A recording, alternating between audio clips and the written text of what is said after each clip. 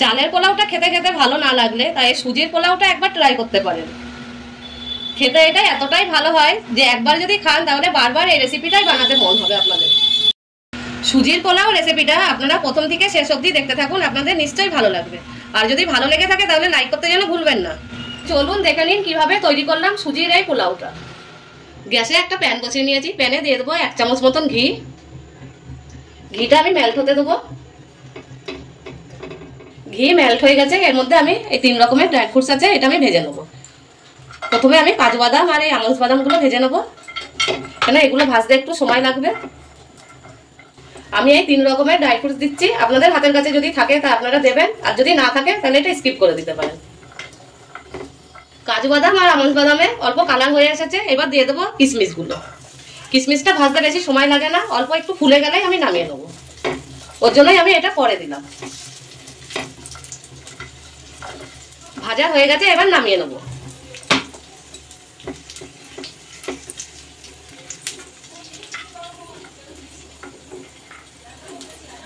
এবার এর মধ্যে দিয়ে দেবো 1 বাটি সুজি। এই সুজিটা একটু আমি নেড়ে চেড়ে নেবো। সুজিটা যে আমি একটু নেড়ে চেড়ে নেবো যাতে কালার না আসে, গ্যাসের ফ্লেমটা একদমই মিডিয়াম রাখতে হবে।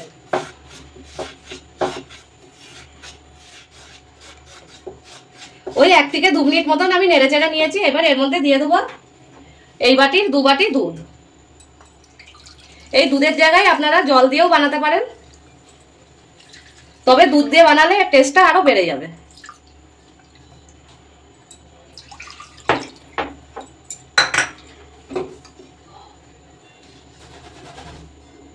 দিয়ে এটাকে আমি মিশিয়ে নেব। মিশানো হয়ে গেছে, এবার এটাকে 2 মিনিট মতন আমি নেড়ে চেড়ে নেবো, তাহলে এটা শুকিয়ে যাবে। অনেকটাই শুকিয়ে এসেছে, আরো একটু শুকিয়ে নেব। 2 মিনিট রান্না করার পরে দেখুন এটা একটা দইয়ের পরিণত হয়ে এসেছে। এবার আমি নামিয়ে নেব।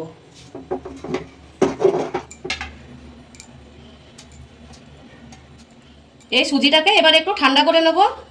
যতক্ষণ সুজিটা ঠান্ডা হচ্ছে ততক্ষণ এই চিনি শিরাটা তৈরি করে নেব। দিয়ে দেবো 1 বাটি চিনি, ওই বাটিরই দিয়ে দেবো 2 বাটি জল।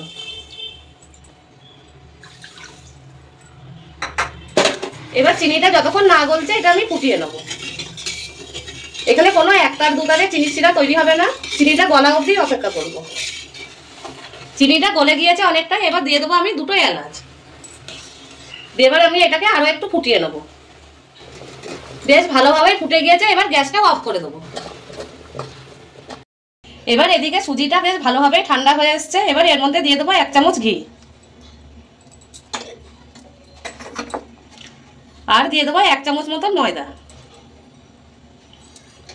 দিয়ে এটাকে মেখে নেব।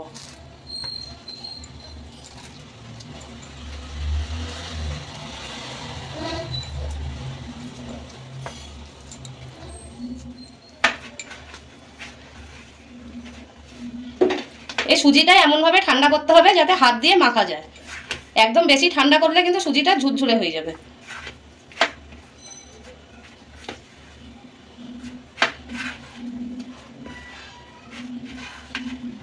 এইখানে সুজির একটা সফট ডো তৈরি হয়ে গেছে।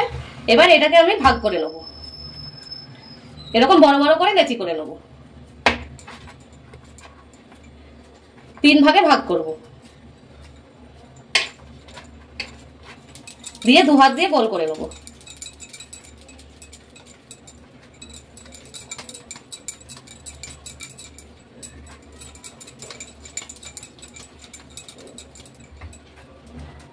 তিন ভাগে ভাগ করা হয়ে গেছে। আবারও আমি গ্যাসে একটা কড়াই বসিয়ে নিয়েছি, কড়াইতে দিয়ে দেবো সাদা তেল। এই সাদা তেলের জায়গায় আপনারা ঘি দিয়েও ভাজতে পারেন, একটু বেশি করেই দেবো তেলটা। তেল গরম হয়ে গেছে, এবার গ্যাসের ফ্লেমটা মিডিয়াম করে দেবো। দিয়ে এখানে নিয়ে নিয়েছি একটা গ্রেটার আর একটা লেচি নিয়েছি। দিয়ে এটা এরকম লম্বা করে আমি টানবো, আর এটা কিন্তু লম্বা ভাবেই টানতে হবে।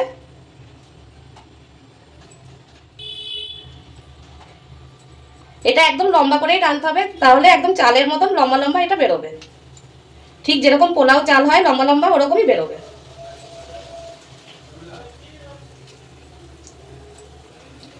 একসাথে বেশি দেবো না, আমি এই কটাই ভেজে নেব।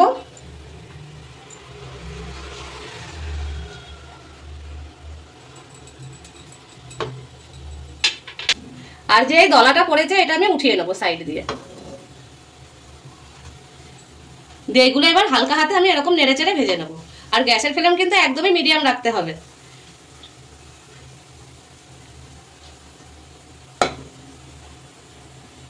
ভাজা হয়ে গেছে, এবার আমি উঠিয়ে নেব।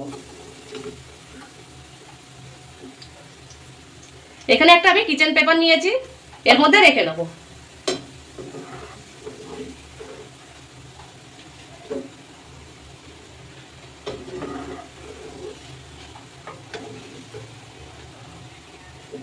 আবারও আমি আপনাদের দেখাচ্ছি, একটা আমি লেচি নিয়ে নিয়েছি, দিয়ে এরকম আমি এটা গ্রেট করে নেব। একদম লম্বা লম্বা ভাবে টেনে নিতে হবে।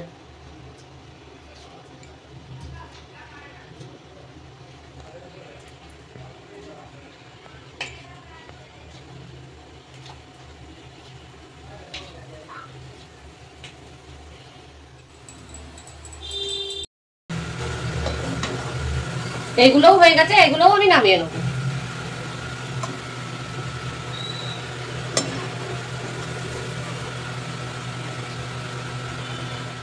সবগুলোই আমি এখানে বানিয়ে নিয়েছি। আর দেখুন, দেখে মনেই হচ্ছে না যে এটা সুজির, এতটাই ঝুরঝুরে হয়েছে, একদম মনে হচ্ছে চালের এটা।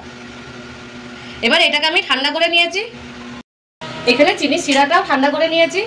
আর এটা একদম চিনি শিরাটা ঠান্ডা হওয়া অবস্থাতেই দিতে হবে। এবার দিয়ে দেবো এই ড্রাই ফ্রুটসগুলো।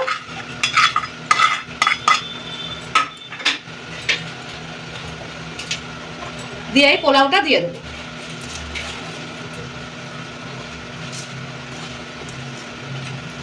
আর কতটাই ঝুরঝুরে লাগছে দেখুন, একদম চালের মতন লাগছে।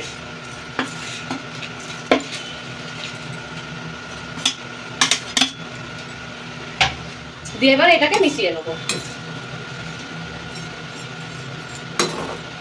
এবার 10 মিনিট মতন আমি চিনি শিরার মধ্যে এটাকে ডুবিয়ে রাখবো। এবার একটা চালনি নিয়েছি, আর নিচে একটা আমি বাটি রেখে নিয়েছি। দিয়ে এগুলো আমি চিনির শিরার থেকে উঠিয়ে দিয়ে দেবো, যাতে এক্সট্রা চিনির শিরাটা এর মধ্যে পড়ে যায়।